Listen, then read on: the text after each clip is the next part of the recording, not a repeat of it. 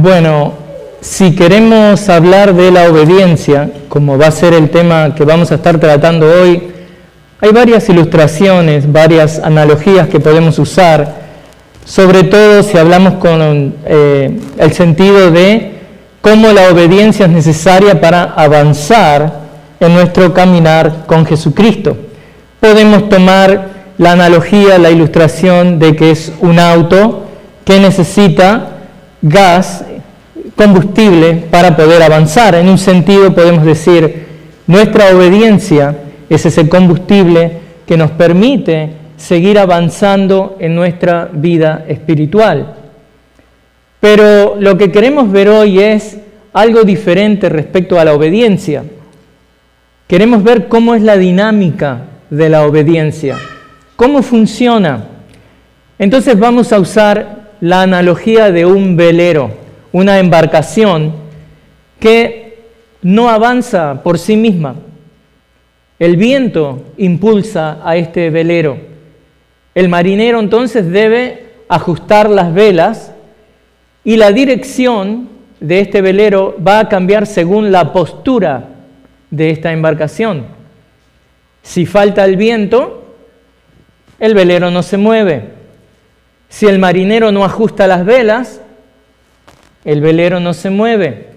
Si la postura es incorrecta de este velero, el viento no sirve. Así es la dinámica de la obediencia.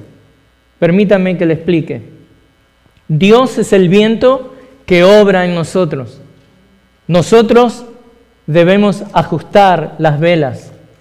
Y nuestra postura diaria termina determinando hacia dónde avanzamos. Hoy estaremos aprendiendo acerca de cómo posicionarnos para ser obedientes, aprendiendo de la obediencia de Cristo. Luego de haber contemplado el ejemplo de Cristo que Pablo nos mostrara, luego de apreciar la perfecta obediencia y humildad de Cristo en el himno anterior que estuvimos viendo, Pablo ahora nos invita a vivir de esa misma manera, mostrando la misma obediencia en nuestra vida espiritual. Porque lo que Cristo encarnó, nosotros debemos reflejarlo en nuestra vida. Basado en quién es Cristo para nosotros, es que debemos vivir una vida de obediencia que Dios mismo sostiene y transforma. Basado en quién Cristo es para nosotros, debemos nosotros vivir una vida de obediencia que es Dios quien está sosteniendo, que es Dios quien está transformando. Por eso, hermanos, mi aliento para ustedes en esta tarde es que al considerar este pasaje, vivamos cada día en una postura que abra nuestro corazón a la obra transformadora de Dios. Leamos entonces los 2 versículos que vamos a estar aprendiendo en esta tarde. Abra su Biblia, por favor, en Filipenses, capítulo 2, versículos 12 y 13. Así que, amados míos, tal como siempre han obedecido, no solo en mi presencia, sino ahora mucho más en mi ausencia, ocúpense en su salvación con temor y temblor. Porque Dios es quien obra en ustedes tanto el querer como el hacer para su buena intención. Hoy veremos 3 puntos. El mensaje de hoy lo he titulado La dinámica de la obediencia. Y necesitamos aprender cuál es esta dinámica de la obediencia, porque esto nos va a ayudar a crecer espiritualmente. Esto nos va a ayudar a conocer más a nuestro Cristo, a poder amarle más profundamente y poder ser obedientes a Él. Y eso es lo que trae cambio y crecimiento en nuestra vida. Entonces hoy veremos 3 puntos. Veremos el punto 1 salido del versículo 12, participación diligente. Luego del versículo 13 tenemos el punto número 2, poder divino. Y el punto número 3, postura diaria. Si usted está anotando, participación diligente, poder divino y postura diaria. Claramente vemos que Pablo le escribe a los filipenses para que respondan a la obediencia de Cristo. ¿Cómo deben responder a la obediencia que aprendieron de Cristo? Viviendo en obediencia y entendiendo que responsabilidad diaria es algo que deben mostrar juntamente con el poder de Dios. Esas dos cosas van a confluir para que este creyente pueda vivir en obediencia. Por eso, para vivir diariamente en una postura que abra su corazón a la obra transformadora de Dios, los creyentes deben mostrar una participación diligente. Esto tiene que ver con usted, esto tiene que ver con el creyente. Punto número 1, participación diligente. Pablo escribe aquí en el versículo 12, así que, así que quiere comunicar esto que Pablo ha extraído como una conclusión a la sección anterior. Esta es la aplicación práctica para aquellos que siguen a Cristo. Esto requiere nuestra participación. Y Pablo toma esta inferencia del himno cristológico. Parte de la dinámica de la obediencia es que el creyente participa. Participación que es una participación diligente, responsable. Pero antes de pasar a la exhortación que Pablo les da ahí, Pablo les quiere recordar dos cosas: que Él los ama y que ellos han demostrado una fidelidad absoluta, habiendo sido obedientes consistentemente. Es una realidad que cuando el Hijo de Dios se siente amado, responde en obediencia más fácilmente. Entonces Pablo le dice, amados míos. Pablo les recuerda del gran afecto que tiene por ellos, como se los dijera en el 1:8, donde les dice que Dios me es testigo de cuánto los añoro a todos con el entrañable amor de Cristo Jesús. Pero también les alienta, no solamente con este amor que Él siente por ellos, sino recordándoles la fidelidad que ellos han tenido en el pasado, comenzando desde el día mismo de su salvación. Por eso les dice, tal como siempre. Esto introduce una comparación desde donde Pablo se va a mover hacia la exhortación que sigue. Lo que queda claro es que Pablo espera que los filipenses le obedezcan a Dios. Lo que queda claro es que los filipenses eran como nosotros, necesitaban ser exhortados a la obediencia. Por eso es que Pablo dice que no solo en mi presencia, sino ahora mucho más en mi ausencia, hablándoles de la necesidad imperativa de la obediencia que estos creyentes debían mostrar. Ahora notemos que esto puede ser usado para referirse a ambos casos, de que se refiere al pasado, a la obediencia que han manifestado en el pasado, y puede ser usado también a la obediencia que están manifestando en el presente. En el caso de que se refiere al pasado, que desde su conversión habían obedecido a Dios. Por eso Pablo dice, tal como siempre han obedecido. Pero sea que él estuviera hablando del presente o del pasado, él les dice, sea que él estuviera presente o ausente, él también quiere hablarles a estos filipenses recordándoles de que aun si él está ausente, en ese tiempo presente, era necesario de que ellos, y esta es la exhortación, se ocupen en su salvación con temor y temblor. Entonces, veamos un poco a qué se refiere con ocúpense. Porque esto es parte de la dinámica de la obediencia de todo creyente. El creyente debe ocuparse en su salvación. Y vamos a aclarar a qué nos referimos con eso. Ocúpense trae la idea de producir algo hasta su culminación. No nos detenemos hasta que no culminamos con eso. Es llevar a cabo algo con un esfuerzo constante. Y por supuesto todos sabemos de que muchas veces flaqueamos en las fuerzas. Pero ocúpense demanda que empecemos algo y lo terminemos. ¿Por qué? Porque, hermanos, la obediencia cristiana no es algo pasivo. Esto implica disciplina, implica intencionalidad de parte del creyente, implica perseverancia. No trabajamos para hacernos salvos a nosotros mismos, eso es algo que ya lo ha hecho Dios, sino que trabajamos en lo que Dios ya ha iniciado. Este es un esfuerzo santo al que somos llamados y nosotros debemos tener esta participación diligente. Entonces, Pablo les está diciendo algo que está muy claro, que de una manera u otra, él les está instando porque él está preocupado que los creyentes de Filipos, como dijo en el 1:27, se comporten de una manera digna del Evangelio de Cristo. Que eso es el pensamiento que gobierna toda esa sección. Y debe ser el pensamiento que gobierne la intencionalidad de cómo vivimos nosotros nuestras vidas cristianas, de una manera digna del Evangelio de Cristo. Por eso, ahora vemos que Pablo les da un imperativo.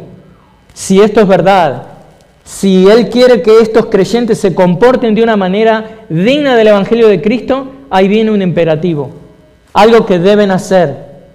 ¿Qué es? Ocúpense en su salvación. Y de entrada hay que decir que no se refiere a que estos creyentes corran el riesgo de perder su salvación. Eso, como ya lo dije, es una obra que está asegurada por Cristo.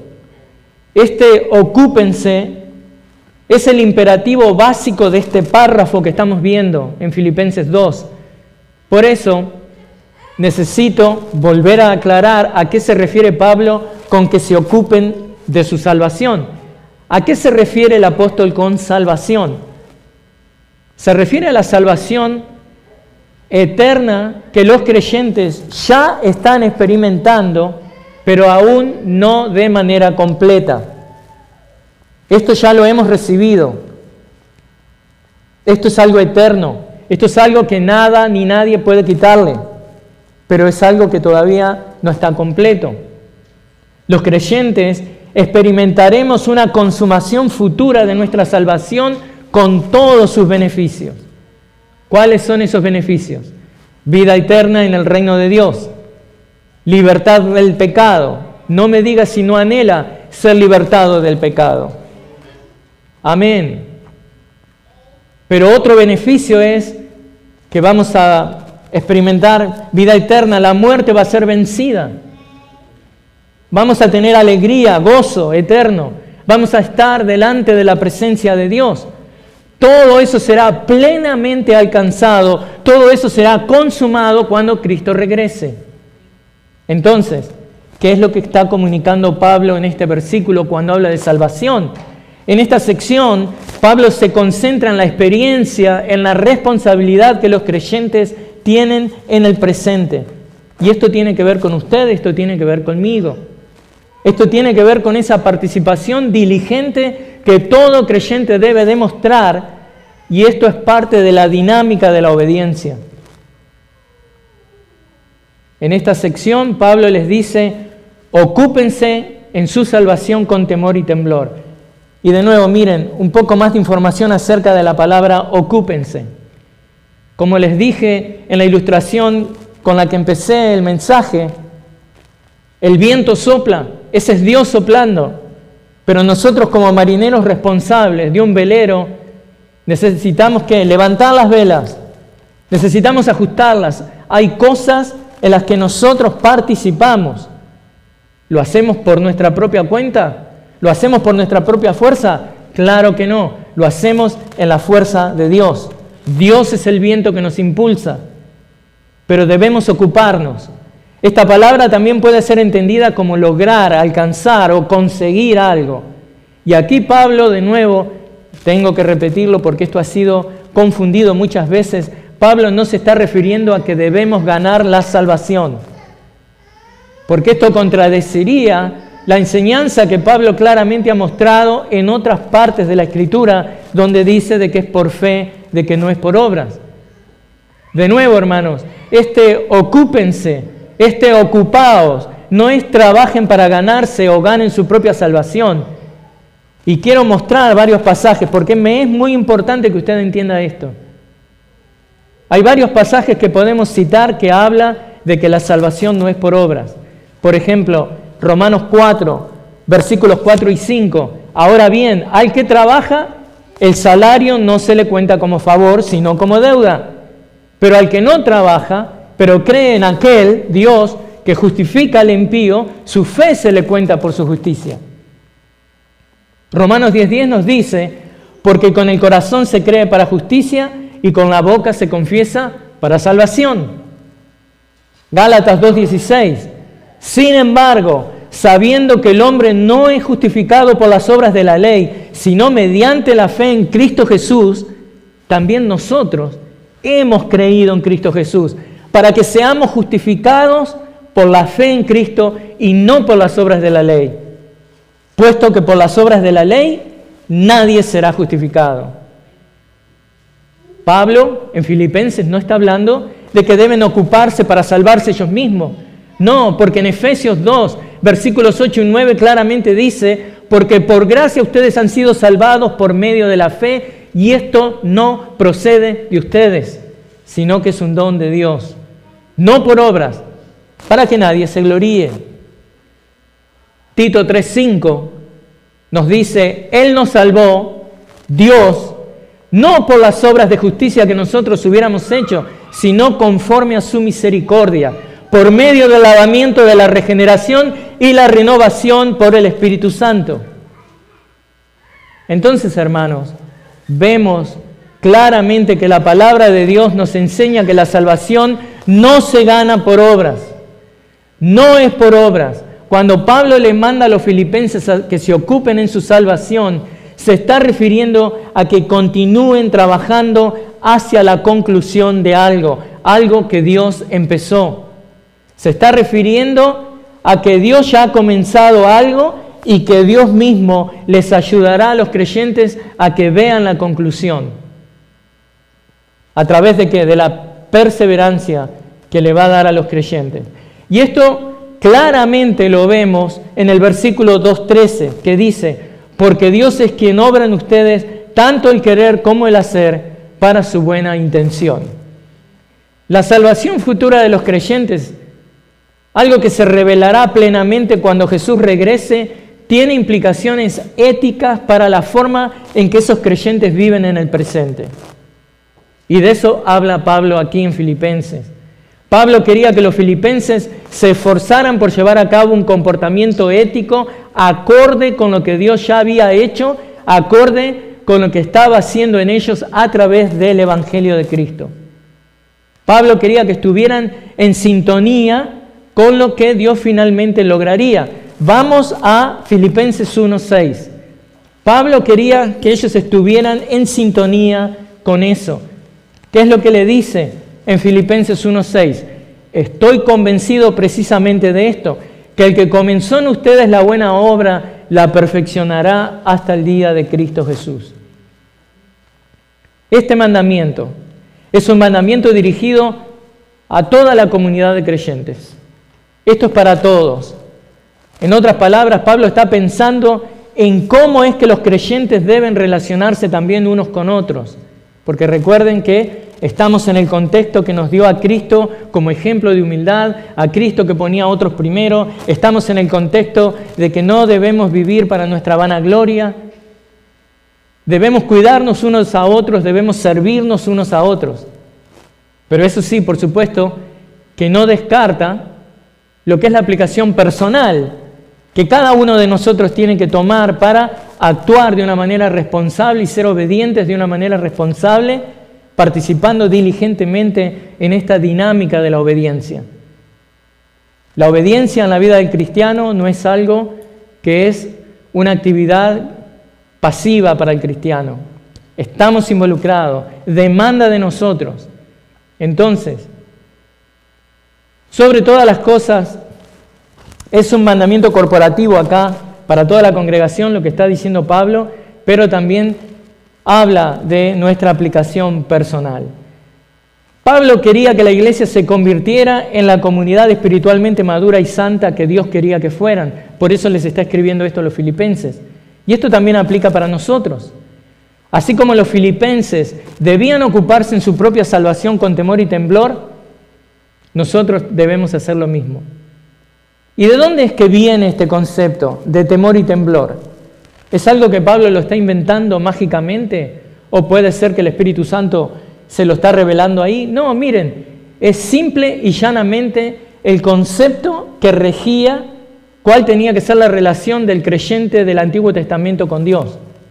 Y es el temor a Dios. Pablo tiene en el trasfondo de lo que está diciendo acá con temor y temblor la enseñanza del Antiguo Testamento sobre el temor del Señor. Este es un temor que reverencial. Esto es vivir nuestras vidas como que Cristo está, como sí lo está, al lado nuestro. Vivir coram Deo, vivir en la presencia de Dios.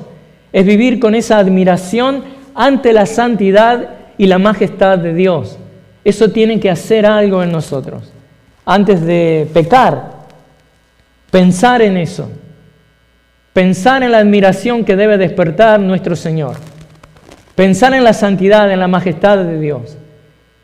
Y cuando hacemos eso, nos estamos verdaderamente beneficiando de este concepto del que habla Pablo, del temor del Señor.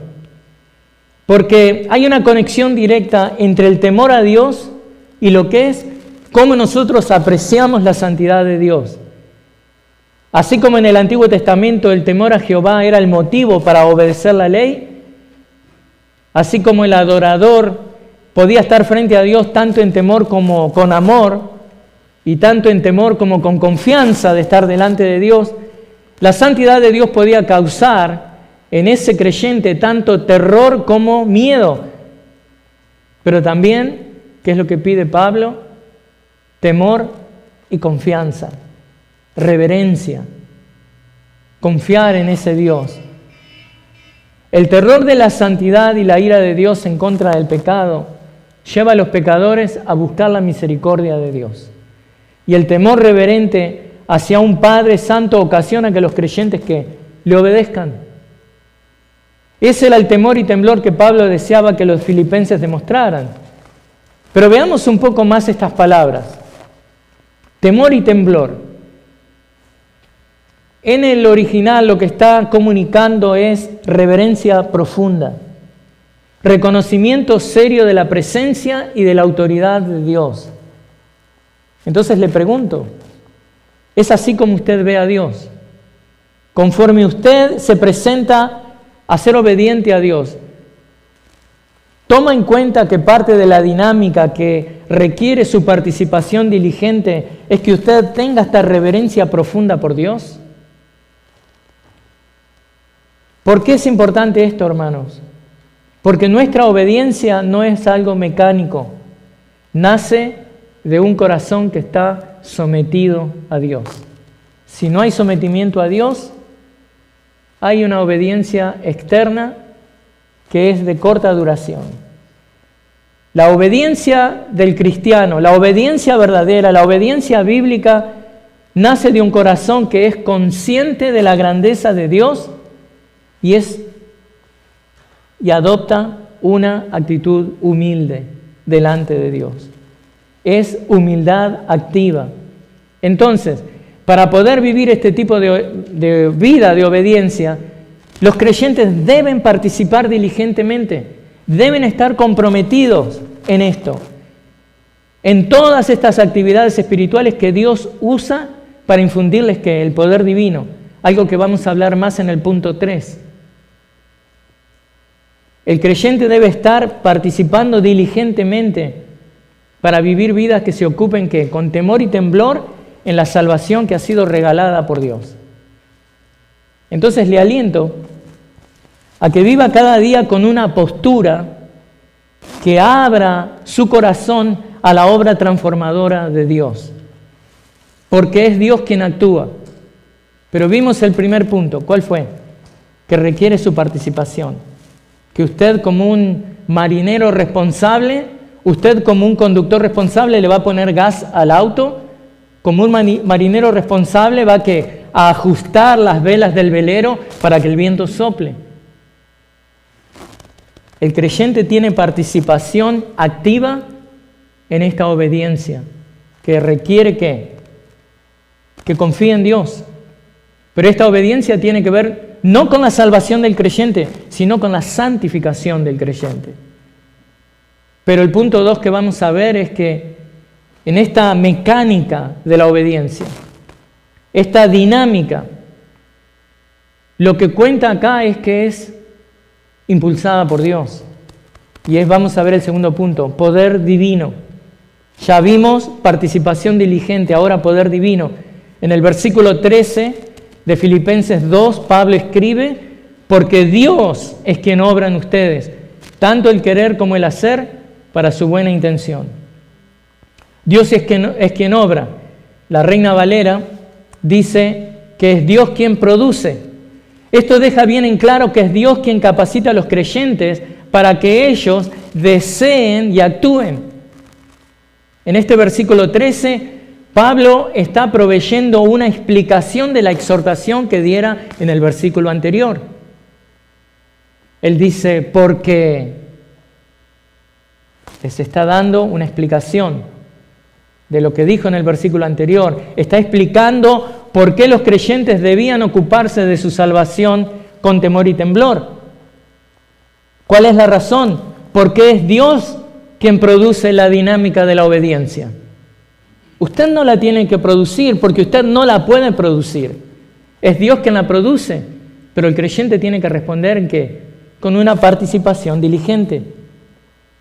Para que vivamos cada día en una postura que abra nuestro corazón a esta obra transformadora que está Dios haciendo cada uno de los días de nuestra vida, conforme nos santifica, conforme nos hace más parecidos a Cristo.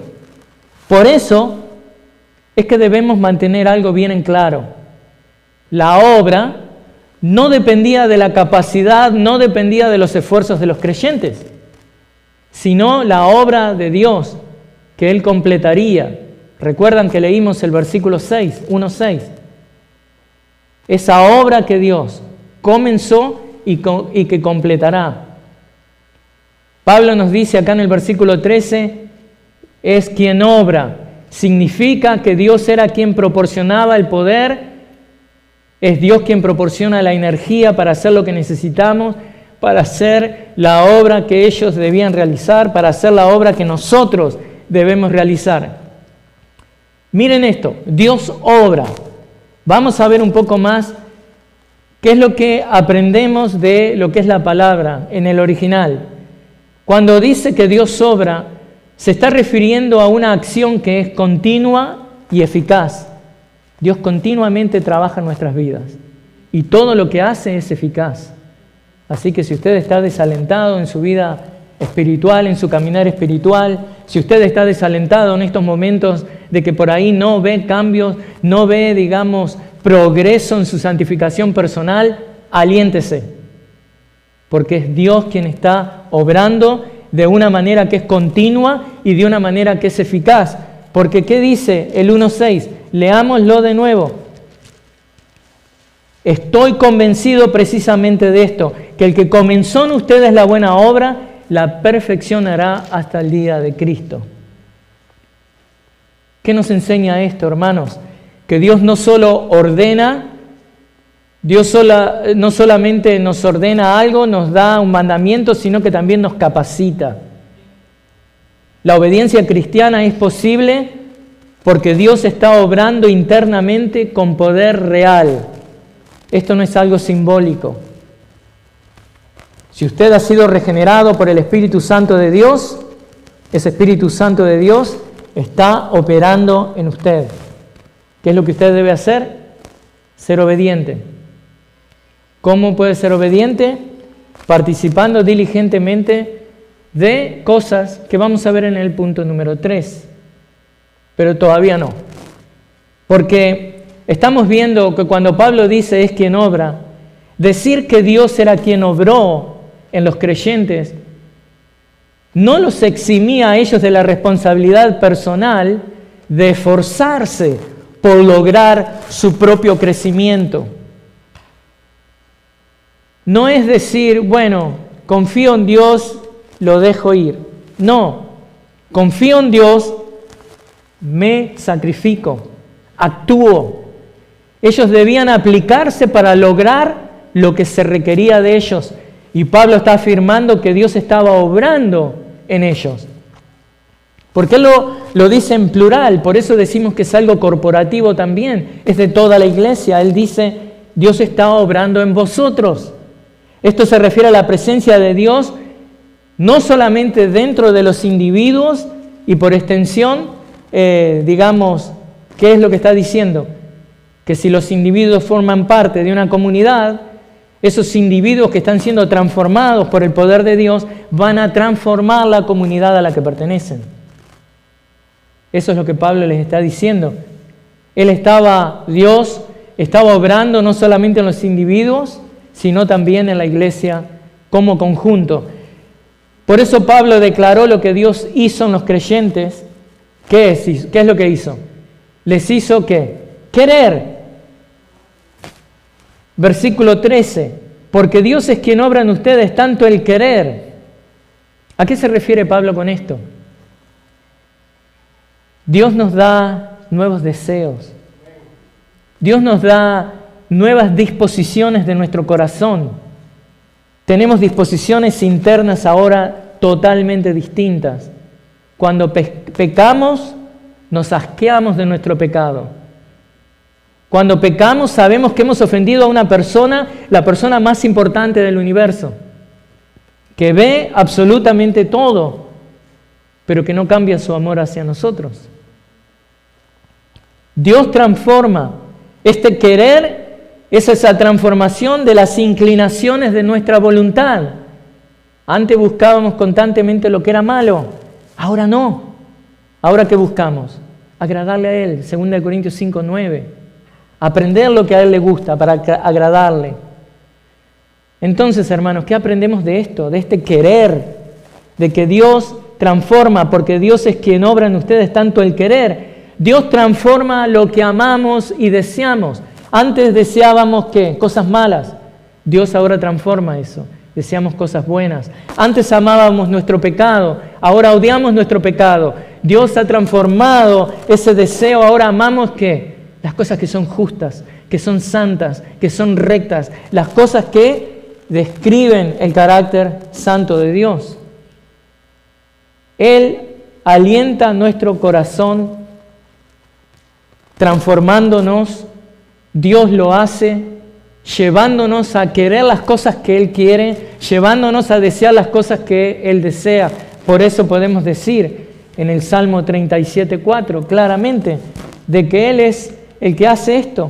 Nos pone en un sentido a desear lo mismo que Él desea.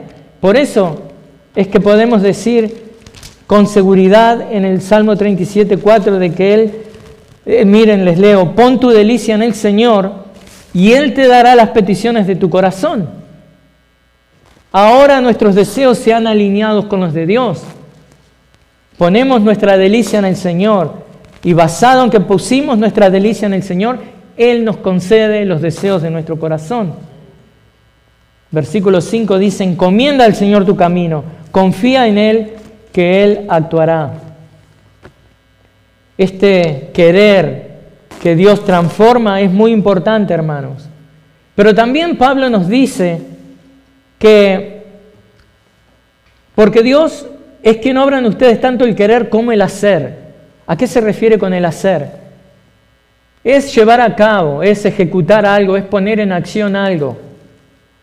Todas nuestras metas cambian, hermanos. Nuestros deseos de hacer cosas ahora son dirigidos a glorificar a Dios. Y esto nos enseña de que Dios no solo forma el deseo correcto en nosotros, sino también la capacidad para hacerlo. Donde sentimos incapacidad de hacer algo, ahora Dios produce en nosotros el poder hacerlo. Por eso es que vivir una vida cristiana más allá de lo que es la lucha contra el pecado, vivir una vida cristiana plena y verdadera es una vida de gozo. Es una vida de esperanza constante. La obra de Dios en ellos, en los filipenses y en nosotros, no solo les había proporcionado el poder para dinamizar la responsabilidad personal, sino que también creó el deseo y la intención. Entonces, vemos que en esta dinámica de la obediencia, los creyentes se vuelven dispuestos a trabajar en su propia salvación gracias a la obra de Dios en ellos.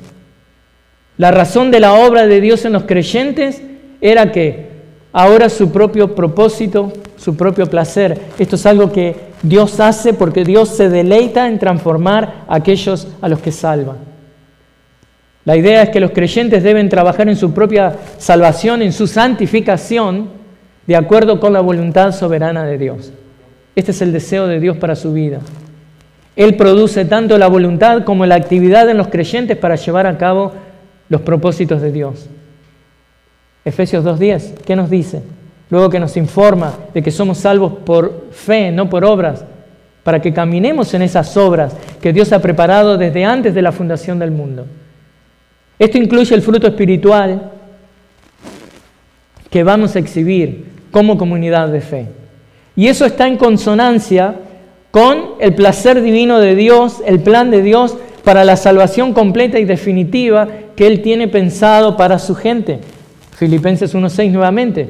Este versículo 13 nos habla de una de las verdades fundamentales de la relación que hay entre los decretos divinos y las acciones humanas. Siempre hablamos de esa tensión que existe, que se percibe en la relación de Dios y la responsabilidad del hombre. Esa es la tensión de que vemos acá en el versículo 13, de la responsabilidad humana y la soberanía divina. Hemos hablado de esto varias veces. Los creyentes deben esforzarse por obrar, por trabajar en su salvación, en el sentido, la salvación que ya se les ha sido concedida, es decir, su vida de santificación ahora. Eso es lo que nos dice el 2:13. Esto destaca que la responsabilidad humana, usted es responsable por esto. Por eso vimos el primer punto, participación diligente. Eso es parte de la dinámica de la obediencia. Pero este versículo 13 también nos muestra lo que es la soberanía divina. Es Dios quien obra en ellos para proporcionarles la voluntad y el poder por su parte, ¿no? Versículo 14, ¿qué dice ahí? 2:14.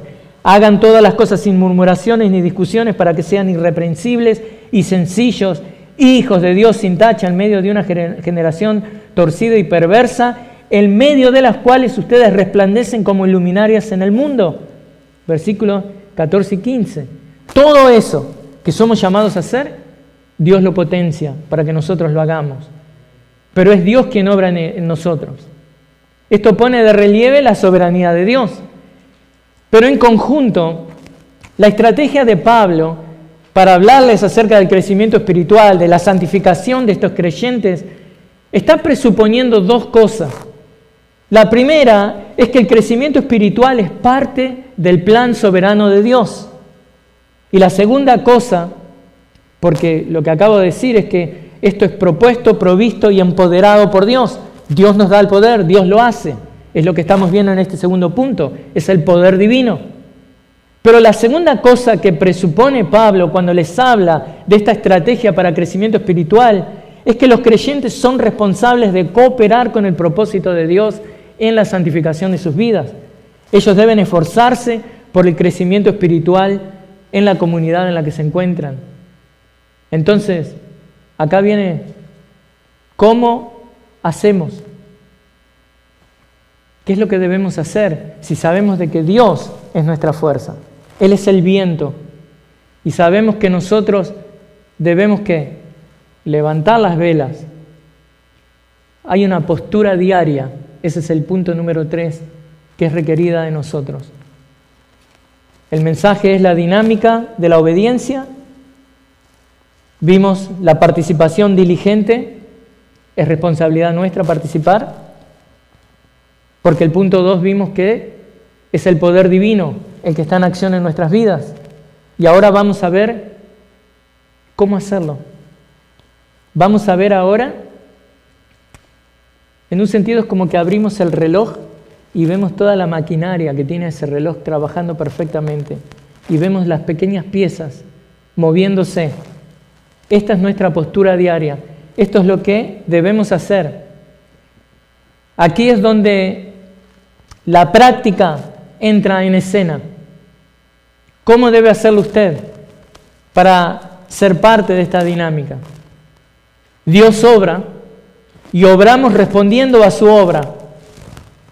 Dios trabaja en nosotros dándonos deseo de obediencia a que nos vamos a presentar fielmente a esos medios de gracia que Él, Dios, ha dispuesto para que nosotros recibamos su gracia. Y escuche esto atentamente, porque esto puede ser la clave para que usted empiece a crecer en su vida espiritual. Usted tiene que asumir esta postura diaria. Dios es quien produce la dinámica de la obediencia, para que vivamos cada día en una postura que abra nuestro corazón a la obra transformadora de Dios. Dios nos da deseos para presentarnos a los medios de gracia. Y esta es la postura que nosotros tenemos que adoptar. Presentarnos de una manera diligente a estos medios de gracia que Dios nos ha dado. La palabra de Dios. ¿Lee la palabra de Dios? ¿La lee verdaderamente? ¿Medita en la palabra de Dios? ¿La memoriza? ¿La obedece? Esa es la posición correcta, esa es la postura correcta. No porque automáticamente que lo haga, ya Dios le debe algo, no. Es la postura correcta que usted debe tener, leer la palabra de Dios, porque es ahí donde la gracia de Dios fluye. Es ahí donde Él revela de su persona. Es a través de su palabra que Él le da el poder para que usted pueda vivir una vida de obediencia. Pero otro medio de gracia es la oración. La oración, está usted orando a Dios diariamente. Pero no solamente para pedirle las cosas materiales. Pide y ora usted por su vida espiritual, para ser conformado a la imagen de Cristo. Debe orar por eso. Ese es un medio de gracia que Dios ha dispuesto para que usted cuando ora se posiciona en el lugar correcto para que Dios derrame su gracia sobre usted. Otro medio de gracia es la adoración congregacional. Por eso es tan importante, como nos dice Hebreos 10, 24 al 25, de que vengamos a la casa de Dios, de que tengamos participación en los servicios comunitarios de la comunidad, del pueblo de Dios. Somos el cuerpo de Cristo. Cristo es la cabeza, nosotros somos miembros. Y cada miembro se necesita uno a otro. El ayuno es también otro medio de gracia. Sé que en nuestro campo no se habla mucho de eso. Pero si usted desea ayunar para que ese día sea un día que usted se dedica más a estar pendiente de Dios, su relación con Dios, hágalo. No lo haga si usted piensa que por ayunar 12 horas y no tomar café 3 días, usted va a ganar un favor de parte de Dios. No. Eso no es así, eso no trabaja así. Pero si usted tiene el deseo de ayunar para la gloria de Dios, de ese día guardarlo para que usted tenga más intimidad con Dios, más comunión con Dios, hágalo. Eso también lo va a posicionar de una manera de que usted va a recibir gracia de Dios, para amarlo más. Sirva a Dios, ese es otro medio de gracia. ¿Cómo está sirviendo hoy en la iglesia a sus hermanos? La comunión cristiana también es otro medio. Mismo hoy usted dirá, bueno, es algo poco importante juntarnos, celebrar los cumpleaños del mes. Pero Juan Pablo para nosotros es muy importante, así que vamos a celebrar el cumpleaños. Así que estas disciplinas, hermanos, no ganan gracia, pero sí nos colocan en el lugar donde la gracia de Dios fluye. Cuando hablamos de disciplinas, hablamos de una postura de corazón. No hablamos de que, bueno, por hacerlo, ya Dios le debe. Hoy se puso a orar, José se puso a orar. Sí, y ahora lo tengo que escuchar. No, es una postura de corazón. Le voy a dar una ilustración para que entienda a qué me refiero, de esta postura diaria que debemos tener. La mejor ilustración es la del sueño. Escuche esto. Nosotros nos preparamos para dormir, pero no podemos obligarnos a dormir, a no ser que nos demos un marronazo en la cabeza, un mazazo en la cabeza, ¿no? Pero ¿qué es lo que hacemos? Por ahí tomamos una leche tibia o hacemos algo, nos damos una ducha tibia también, nos preparamos. Luego ponemos una almohada, 2 almohadas. Nos preparamos. Nosotros nos preparamos para dormir, pero no podemos forzarnos a dormir. Duérmete. No funciona así, no trabaja así. De la misma manera, hermanos, esta postura, este concepto de la postura para la santificación mediante el uso de los medios de gracia, explica cómo Dios obra en nosotros para que nosotros obremos en su fuerza y poder. Nosotros nos disponemos a que Dios nos bendiga, pero nosotros no podemos obligar a Dios a nada. Entonces, estas disciplinas espirituales nunca son herramientas para la superación personal o la autosalvación. Son formas de que nos vamos a posicionar nuestro corazón ante el Dios que ya está obrando en nosotros. Ya lo vimos.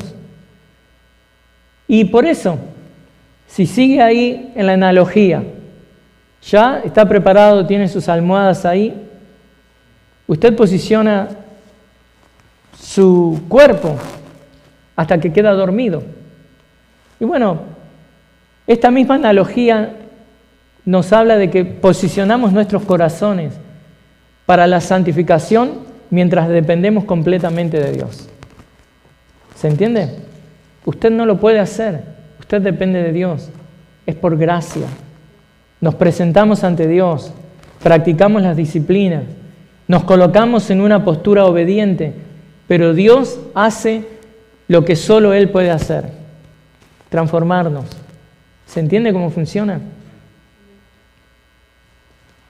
Porque necesitamos las disciplinas espirituales, es que debemos ser obedientes. ¿Y cuál es la razón de que necesitamos estas disciplinas espirituales? Renuevan nuestra mente. Romanos 12, del 1 al 2, nos dice que nos presentemos, ¿no?, como, sacrificio vivo, que renovemos nuestra mente. Estas disciplinas también cultivan dependencia de Dios. Cuando oramos le estamos diciendo: Señor, yo no puedo con esto. Tú eres mi ayudador, tú eres mi proveedor, tú eres mi salvador. ¿De dónde proviene su socorro? Alzaré mis ojos a los montes. ¿De dónde viene mi socorro? Mi socorro viene de Jehová. Estas disciplinas espirituales forman hábitos santos. Abren espacio para que el Espíritu moldee el carácter de Cristo en nosotros.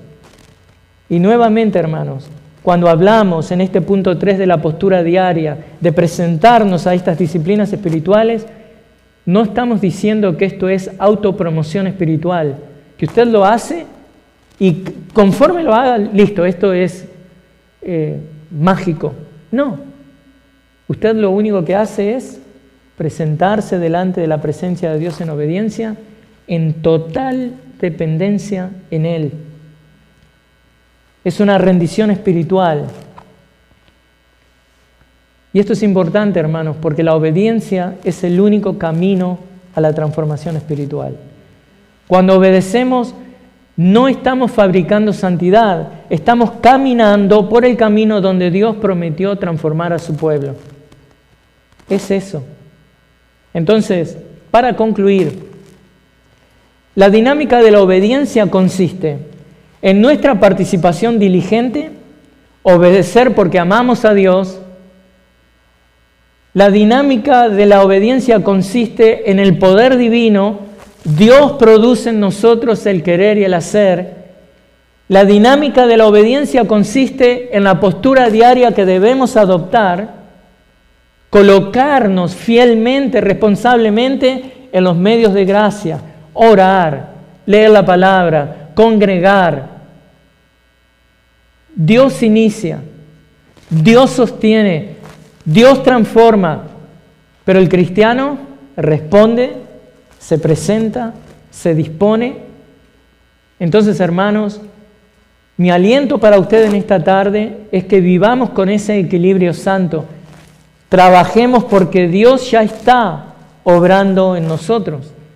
Rindamos nuestro corazón a su obra, caminemos en obediencia y confiemos en aquel que comenzó en nosotros la buena obra, aquella buena obra que la perfeccionará hasta el día de Cristo. Entonces, hermanos, si Dios es el viento que ya está soplando en nosotros, ajustemos bien las velas, mantengamos una postura obediente y avancemos así hacia la vida que Dios quiere formar en nosotros. La obediencia es el único camino al crecimiento espiritual. La obediencia es el único camino a la transformación en parecido a Cristo. Y hoy pudimos ver que Pablo nos presentó en Filipenses 2, 12 al 13, esta dinámica de la obediencia. Dinámica que requiere, versículo 12, que participemos diligentemente. Versículo 13, dinámica que depende del poder divino. Dios es quien hace las cosas. Dinámica que requiere que nosotros nos presentemos con esta postura diaria a esos medios de gracia que Dios ya ha implementado para nosotros. Así que oremos para que Dios siga trabajando en nuestras vidas. Señor, te damos gracias por este tiempo que nos permitiste abrir tu palabra. Sabemos de que todo es por gracia, Señor, por lo tanto te pedimos de que tú te glorifiques al seguir trabajando en nuestras vidas, Señor. Que nos ayudes a ser responsables, a ser diligentes, en presentarnos, Señor, diariamente a ti para participar de esta dinámica de la obediencia, sabiendo que es tu poder, el poder divino, el que está en acción, Señor, para llevarnos a adoptar la postura diaria que debemos adoptar para glorificarte con nuestra obediencia. Oramos en el nombre de Cristo. Amén.